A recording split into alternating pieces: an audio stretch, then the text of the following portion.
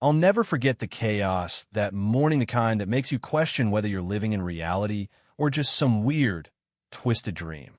It started like any ordinary day at Mercer General Hospital. Stale coffee, tired faces, the sound of stretchers squeaking down polished hallways, you know the drill. But then, out of nowhere, all hell broke loose. Shouts echoed off the walls. Somebody yelled for security, and every head snapped toward the main entrance.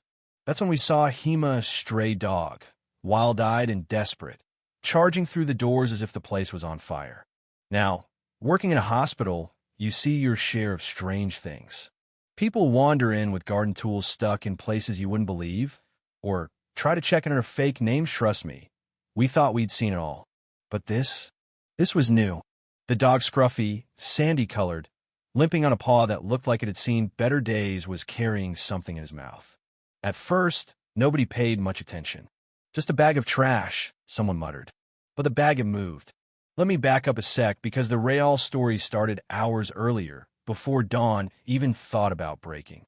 That dog, Toby, though no one knew his name, yet had spent nearly a decade surviving on scraps behind the old bakery a couple blocks from the river. He'd learned the hard way not to trust people. Too many folks had chased him off, kicked him, called him mutt, and worse. But hunger doesn't care about pride, you know what I mean? So there he was, nose deep in the trash bins, when he found Ida, a torn, black plastic bag, curled up tight, with something shifting inside. Most strays would have moved on, but not Toby.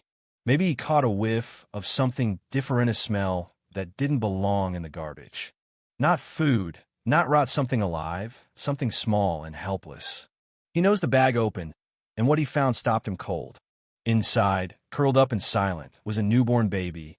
Blue lips, barely breathing, not more than a few days old. Alone, abandoned, left for dead. Now, if you've ever met a dog that's seen nothing but cruelty from people, you know they don't stick around for long. But this time, Toby did the unthinkable. He took the edge of that bag in his mouth, and, driven by something deeper than instinct, he limped toward the only place he remembered always had people, the big white building on Elm Street. Our hospital. Back in the lobby, things got even wilder. Paramedics were rolling in a patient, nurses rushing every which way, and the dog tried to step inside, but a startled receptionist shoved him back. No one was looking down, too busy to see the miracle dangling from his jaws. So Toby did what survivors do, darted past them, head low, straight into the maze of hallways.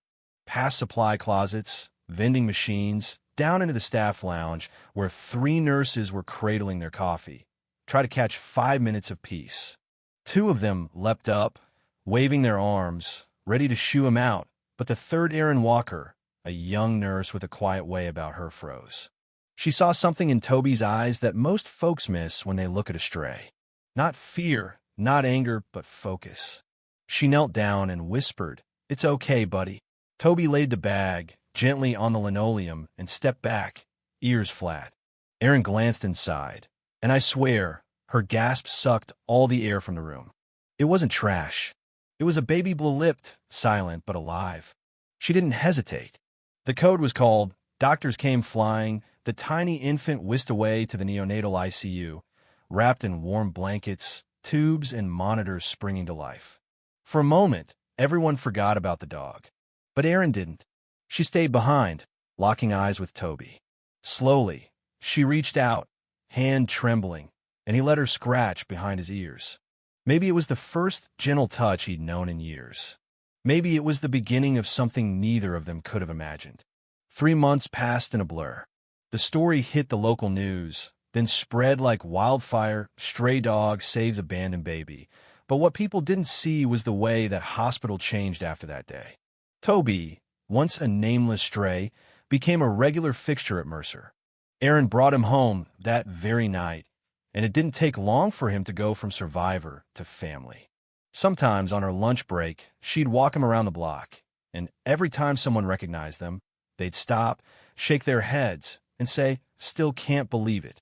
But you know, life, just when you think the story's over, there's another chapter waiting in the wings.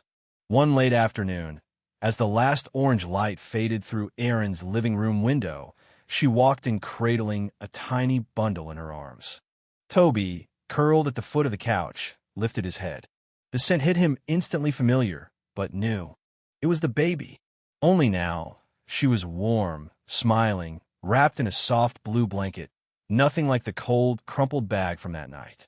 Erin sat down beside Toby, holding the baby in her lap. For a long time, they just sat there, a dog who'd been given up on, the nurse who saw what others missed, and a baby who'd beaten impossible odds. 3 broken lives, stitched together by a single act of courage that nobody saw coming. Here's the thing, and maybe it sounds cheesy, but it's true.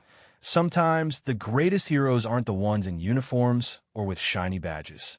Sometimes they're the ones nobody notices, who limp through life on 3 good legs, who keep searching for kindness even after the world's turned its back on them. That day, it wasn't the doctors or the security guards, or even us nurses who saved that babby. It was a stray dog who refused to give up, and a young woman who knew how to look past what everybody else saw. So, let me ask you, what do you think makes a hero? Is it the big gestures, or is it the quiet courage to do what's right when nobody's watching? And when you see someone as something most folks would ignore, would you look a little closer, just in case the world's about to surprise you? If this story moved you, or made you think about what you'd do in that moment, I'd love to hear your thoughts. Drop a comment below. Let's talk about what real courage looks like and whether you believe in second chances. Because maybe, just maybe, the next hero is waiting right outside, looking for a little kindness and a door left open.